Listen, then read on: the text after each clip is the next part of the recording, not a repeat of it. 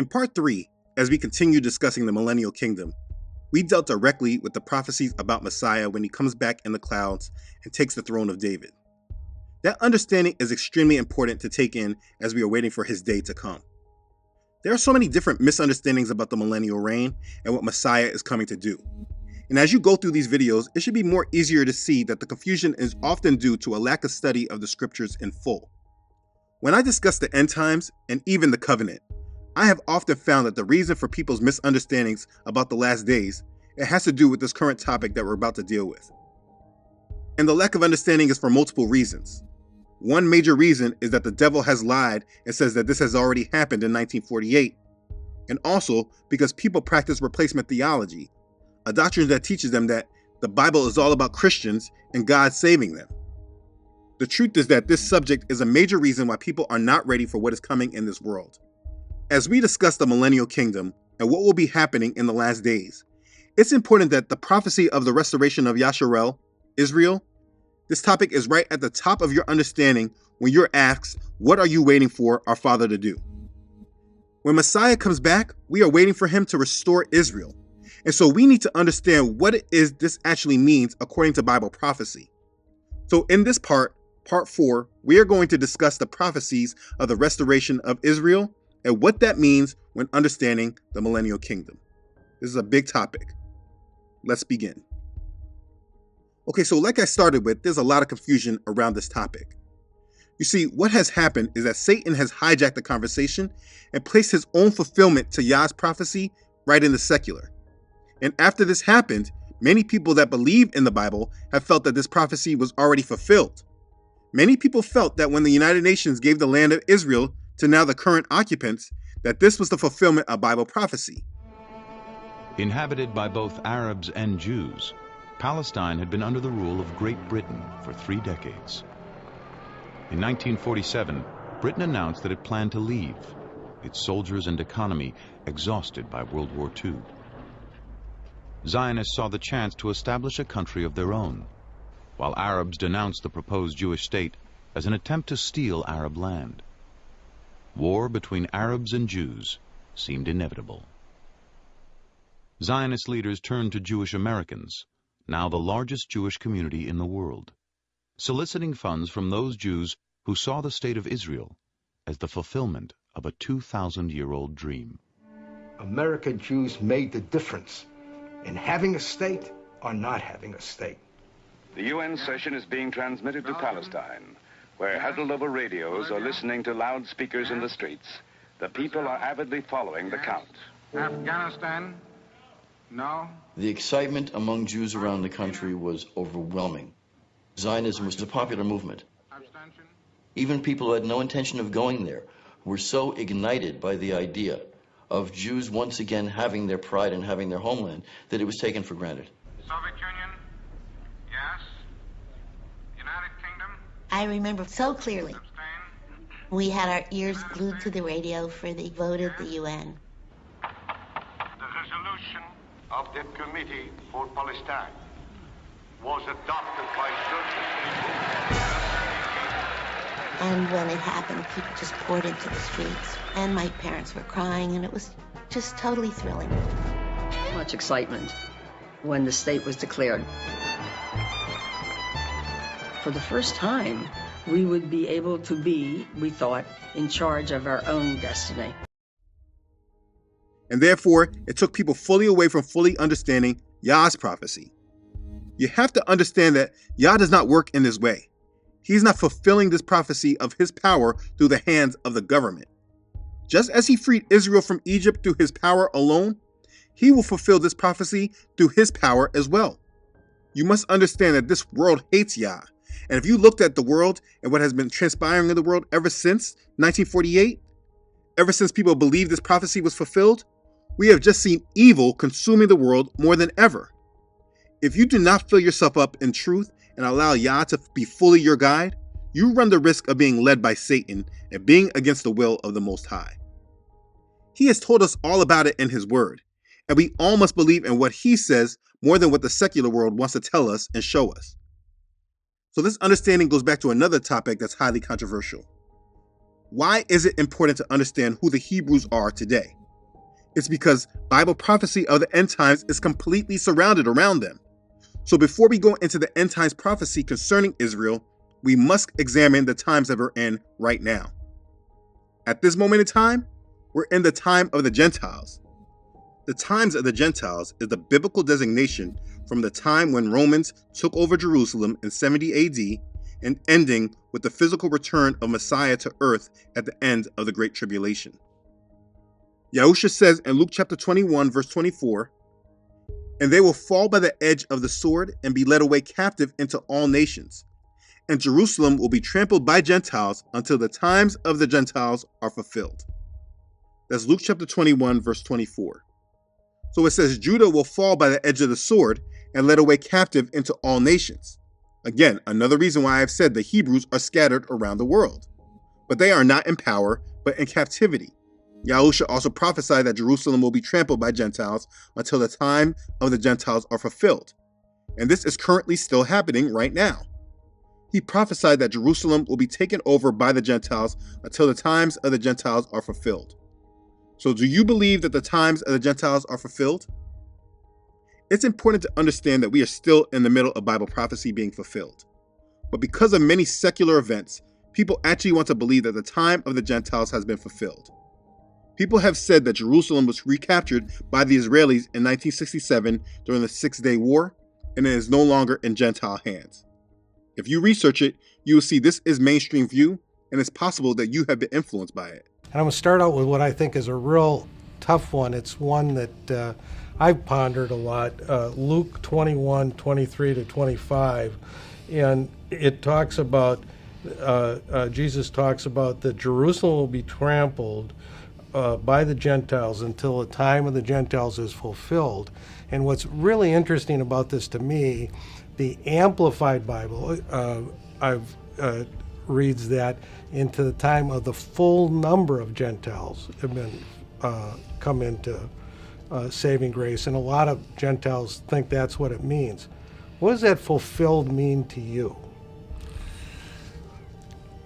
I believe the time of the Gentiles was fulfilled in 1967 when Israel took Jerusalem, because in 1967, for the first time in centuries, that prophecy in Luke 21 was fulfilled. And for all those centuries before that, what we call the church, the body of believers, was Gentile dominated. But in 1967 was the beginning of the Jesus movement, where hundreds of thousands of Jewish people came in. So now we're no longer just a Gentile church. We're a Jewish Gentile body of believers. We will never go back to the time of the Gentiles. That is gone. The Jews are back, and they're here to stay in the kingdom. This is why understanding who Israel is can be so important, because it all comes down to whose prophecy are you following and whose power are you believing in. To understand this, I'm going to start in Ezekiel, because Yah gives Ezekiel very clear understandings of this that help illustrate what he will do. Again, the word of Yahuah came to me saying, "As for you, son of man, take a stick for yourself and write on it, for Judah and for the children of Israel, his companions. Then take another stick and write on it, for Joseph, the stick of Ephraim, and for all the house of Israel, his companions. Then join them one to another for yourself into one stick, and they will become one in your hand. And when the children of your people speak to you, saying, 'Will you not show us what you mean by these?' say to them, 'Thus says Adonai Yahuah, surely I will take the stick of Joseph, which is in the hand of Ephraim, and the tribes of Israel, his companions, and I will join them with it, with the stick of Judah, and make them one stick, and they will be one in my hand. And the sticks on which you will write will be in your hand before their eyes.'" That's Ezekiel chapter 37, verses 15 through 20. You see, this is showing that Yahuah will again unite the house of Jacob, Judah, and Israel. And this is ending the split kingdom. Again, I highlighted this to clearly show that this prophecy has not been fulfilled yet. He said he will join Israel and Judah and bring them back together again, and they will be one in his hand. Now I'm going to keep going in Ezekiel. Then say to them, "Thus says Adonai Yahuah, surely I will take the children of Israel from among the nations, wherever they have gone, and will gather them from every side and bring them into their own land, and I will make them one nation in the land. On the mountains of Israel, one king shall be over them all. They shall no longer be two nations, nor shall they ever be divided into two kingdoms again. They shall not defile themselves any more with their idols, nor with their detestable things, nor with any of their transgressions. But I will deliver them from all their dwelling places in which they have sinned, and I will cleanse them. Then they shall be my people, and I will be their Elohim. Ezekiel chapter 37, verses 21 through 23. So he has said it again with more details. He said he will gather them from every side and bring them into their own land and make them one nation. They will no longer be two nations or a divided kingdom.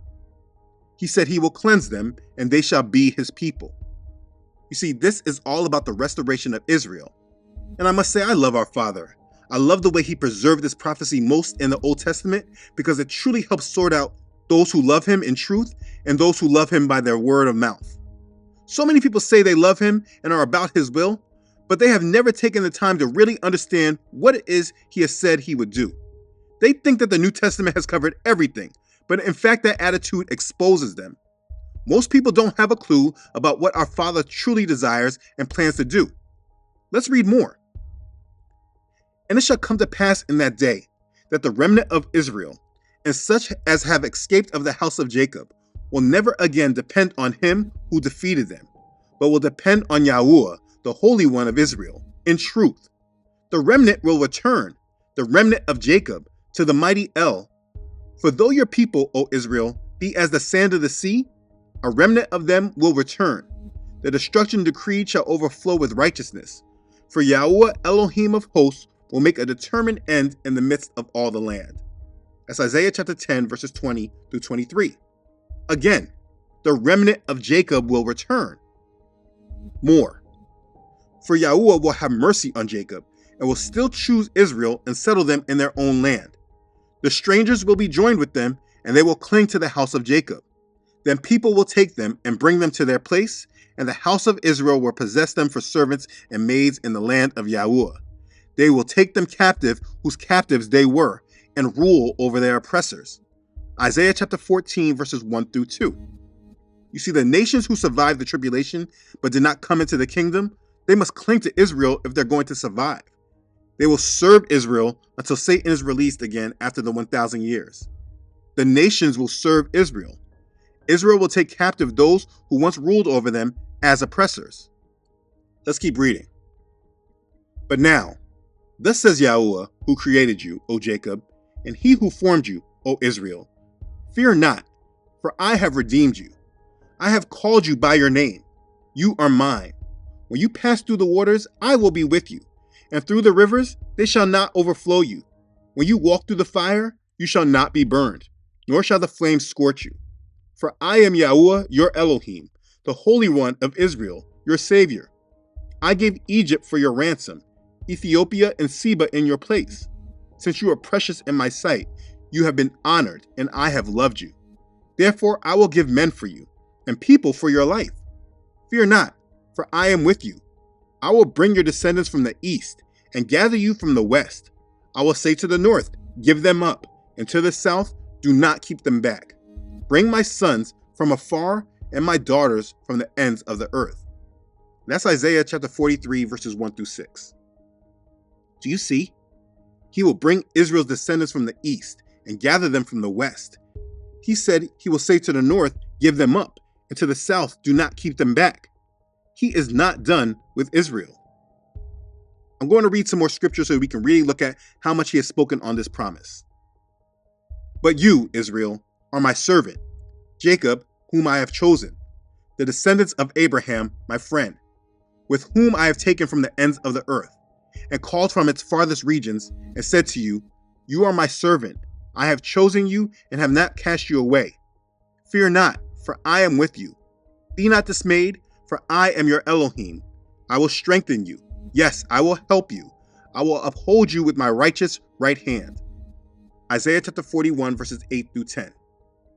You see, Yah has clearly stated this is what he intends to do. He said he will take back the descendants of Jacob from the ends of the earth and its farthest regions. He said he has not casted them away. And in that day there shall be a root of Jesse, who shall stand as a banner to the people. For the Gentiles shall seek him, and his resting place shall be glorious. It shall come to pass in that day that Yahuwah shall set his hand again the second time to recover the remnant of his people who are left, from Assyria and Egypt, from Pathros and Cush, from Elam and Shinar, from Hamath and the islands of the sea. He will set up a banner for the nations, and will assemble the outcasts of Israel, and gather together the dispersed of Judah from the four corners of the earth. That's Isaiah chapter 11, verses 10 through 12. He said he will assemble the outcasts of Israel and gather the dispersed of Judah from the four corners of the earth. This is all there. Let's read some more. Also, your people shall all be righteous. They shall inherit the land forever. The branch of my planting, the work of my hands, that I may be glorified.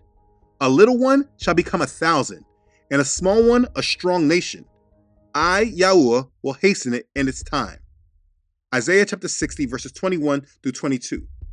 You see, the last days are all about coming back into our land, and we will inherit it forever. But I really want you to review how much he has prophesied of this. This is not just one scripture or two scriptures that people are just taking for their own. Look at how much he says it, how many times, how many different prophets. Let's read some more. But I will gather the remnant of my flock out of all countries where I have driven them, and bring them back to their folds, and they shall be fruitful and increase. I will set up shepherds over them who will feed them, and they shall fear no more, nor be dismayed, nor shall they be lacking, says Yahuwah. Behold, the days are coming, says Yahuwah, that I will raise to David a branch of righteousness. A king shall reign and prosper, and execute judgment and righteousness in the earth. In his days, Judah will be saved, and Israel will dwell safely. Now this is his name by which he will be called, Yahuwah our righteousness. Therefore, behold, the days are coming, says Yahuwah, that they shall no longer say, as Yahuwah lives who brought up the children of Israel from the land of Egypt, but as Yahuwah lives who brought up and led the descendants of the house of Israel from the north country and from all the countries where I had driven them, and they shall dwell in their own land. That's Jeremiah chapter 23, verses 3 through 8. He said he will gather the remnant of his flock out of all the countries where he had driven them and bring them back to their fold. He said Judah will be saved and Israel will dwell safely. I mean, he has declared that this was going to be so important that we will no longer say, as Yahuwah lives who brought up the children of Israel from the land of Egypt, but as Yahuwah lives who brought up and led the descendants of the house of Israel from the north country and from all the countries where I had driven them, and they shall dwell in their own land. That means it's a big deal. He said the world is going to recognize him for something even more than what we know of him from Passover. Let's keep reading. The word that came to Jeremiah from Yahuwah saying, Thus speaks Yahuwah Elohai of Israel, saying, Write in a book for yourself all the words that I have spoken to you. For behold, the days are coming, says Yahuwah, that I will bring back from captivity my people Israel and Judah, says Yahuwah. And I will cause them to return to the land that I gave to their fathers, and they shall possess it. Now these are the words that Yahuwah spoke concerning Israel and Judah. That's Jeremiah chapter 30, verses 1 through 4. As I'm going over all this, you may think this is overkill with all these scriptures. And I know, I promise to keep these videos shorter. But in this, I'm trying to drill a point to make it clear. So I'm just going to give you a few more. For thus says Yahuwah, sing with gladness for Jacob, and shout among the chief of the nations. Proclaim, give praise, and say, O Yahuwah, save your people, the remnant of Israel. Behold, I will bring them from the north country and gather them from the ends of the earth. Among them the blind and the lame, the woman with child, and the one who labors with child together. A great throng shall return there. They shall come with weeping, and with supplications I will lead them. I will cause them to walk by the rivers of waters, in a straight way in which they shall not stumble. For I am a father to Israel, and Ephraim is my firstborn. Hear the word of Yahuwah, O nations, and declare it in the isles afar off, and say, He who scattered Israel will gather him, and keep him as a shepherd does his flock. For Yahuwah has redeemed Jacob, and ransomed him from the hand of one stronger than he. That's Jeremiah chapter 31, verses 7 through 11. Also, thus says Yahuwah of hosts, Behold, I will save my people from the land of the east, and from the land of the west. I will bring them back, and they shall dwell in the midst of Jerusalem. They shall be my people, and I will be their Elohim in truth and righteousness. Zechariah chapter 8, verses 7 and 8. Afterward, the children of Israel shall return and seek Yahuwah their Elohim and David their king.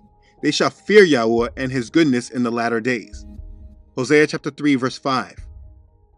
Thus says Yahuwah Elohim, when I have gathered the house of Israel from the peoples among whom they are scattered, and am hallowed in them in the sight of the Gentiles, then they will dwell in their own land, which I gave to my servant Jacob, and they will dwell safely there, build houses, and plant vineyards. Yes, they will dwell securely when I execute judgments on all those around them who despise them. Then they shall know that I am Yahuwah, their Elohim.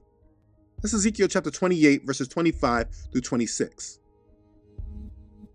For behold, in those days and at that time, when I bring the captives of Judah and Jerusalem, I will also gather all nations and bring them down to the valley of Jehoshaphat, and I will enter into judgment with them there on account of my people, my heritage, Israel, whom they have scattered among the nations. They have also divided up my land. That's Joel chapter 3, verses 1 and 2. On that day, I will raise up the tabernacle of David, which has fallen down, and repair its damages. I will raise up its ruins, and rebuild it as in the days of old, that they may possess the remnant of Edom, and all the Gentiles who are called by my name. Says Yahuwah, who does this thing. Behold, the days are coming, says Yahuwah, when the plowman shall overtake the reaper, and the treader of grapes him who sows seed. The mountains shall drip with sweet wine, and the hills shall flow with it. I will bring back the captives of my people Israel. They shall build the waste cities and inhabit them. They shall plant vineyards and drink wine from them. They shall also make gardens and eat fruit from them. I will plant them in their land, and no longer shall they be pulled up from the land I have given them, says Yahuwah, your Elohim. That's Amos chapter 9, verses 11 through 15. Do you see? I used many different prophets, just so I can show how many different prophets prophesied of the same thing. This is what we're waiting for. And before I tie this up, if you're a Gentile, and maybe you're confused where you are included in all this, it's because Christianity has not taught you properly. You are absolutely included in this blessing if you come to our Father in truth and truly follow Messiah and let him light your path.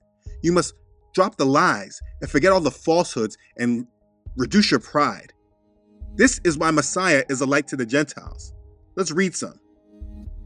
Thus says Yahuwah, keep justice and do righteousness, for my salvation is about to come, and my righteousness to be revealed. Blessed is the man who does this, and the Son of Man who lays hold on it, who keeps from defiling the Sabbath, and keeps his hand from doing any evil. Do not let the son of the foreigner who has joined himself to Yahuwah speak, saying, Yahuwah has utterly separated me from his people. Nor let the eunuch say, here I am, a dry tree. For thus says Yahuwah to the eunuchs who keep my Sabbaths, and choose what pleases me, and hold fast my covenant, even to them I will give in my house and within my walls a place and a name better than that of sons and daughters. I will give them an everlasting name that shall not be cut off. Also, the sons of the foreigners who join themselves to Yahuwah to serve him and to love the name of Yahuwah, to be his servants, everyone who keeps from defiling the Sabbath and holds fast my covenant, even then I will bring to my holy mountain and make them joyful in my house of prayer. Their burnt offerings and their sacrifices will be accepted on my altar. For my house shall be called a house of prayer for all nations. Yahuwah Elohim, who gathers the outcasts of Israel, says, yet I will gather to him others besides those who are gathered to him. That's Isaiah chapter 56, verses 1 through 8. Don't feel excluded from this. He has prophesied of you. What you need to do is submit yourself to him. And that calls for a hallelujah. Do not be deterred from the rebel Israelites that reject you. They will be rejected. But let's wrap this up. This is what the promises are for the end times. And as we continue on with the series, we will go through this more closely when we get to Messiah in the Gospels. This is what the Yahudim were expecting from Messiah when he came the first time. But what we're going to do is just wrap this up and do a quick recap. This is what you should know about the restoration of Israel. Yahuwah will again unite the whole house of Jacob, Judah, and Israel, ending the split kingdom. He said he will join Israel and Judah and bring them back together again, and they will be one in his hand. He will gather them from every side and bring them into their own land and make them one nation. They will no longer be two nations or a divided kingdom. He said he will cleanse them and they shall be his people. The remnant of Jacob will return. The nations who survived the tribulation but did not come into the kingdom must cling to Israel if they're going to survive. They will serve Israel until Satan is released again after the 1,000 years. Israel will take captive those who once ruled over them as oppressors. He will bring Israel's descendants from the east and gather them from the west. He will say to the north, give them up, and the south, do not keep them back. He said he will take back the descendants of Jacob from the ends of the earth and its farthest regions. He said he has not cast them away. The last days are all about coming back into our land, and we will inherit it forever. And this is the truth of what we're waiting for Yah to do.